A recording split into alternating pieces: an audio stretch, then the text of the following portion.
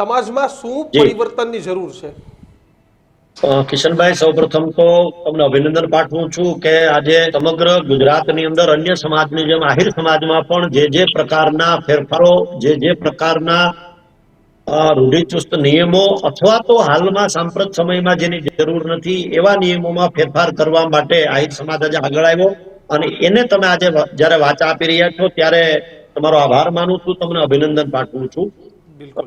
હું એવું માનું છું કે કોઈ પણ સમાજ હોય, કોઈ પણ વ્યક્તિ હોય, સમાજ અને વ્યક્તિએ જ્યારે જ્યારે સમય સાથે ચાલવા માટેનો નિર્ણય કર્યો છે ત્યારે સમાજની સાથે સાથે, કુટુંબની સાથે સાથે, પરિવારની સાથે સાથે સમાજ સાથે સંકળાયેલા નાના મોટા મધ્યમ વર્ગના બધા જ લોકોને ફાયદો થયો છે.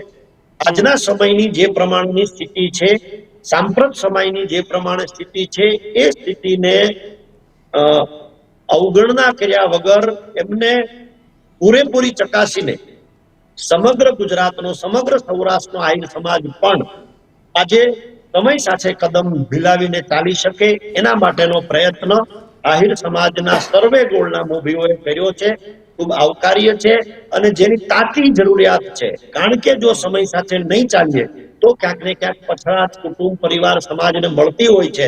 ઘણું બધી નાલેશી થતી હોય છે, ઘણું બધું ભોગવવાનું આવતું હોય છે અને અમુક સમયે હું એમ કહીશ કે હાસ્યાસ્પદ સ્થિતિમાં પણ મુકાઈ જવાની સ્થિતિ આવતી હોય છે. ત્યારે સમય સંજોગને આધારે સમાજના આગેવાનોએ જે નિર્ણય કર્યો છે અને આગેવાનોએ જે નિર્ણય કર્યો છે એને ખૂબ હૃદયપૂર્વક, ખૂબ અભિનંદન પૂર્વક સમાજના છેવાડાના માનવીએ એમને સ્વીકાર્યો છે.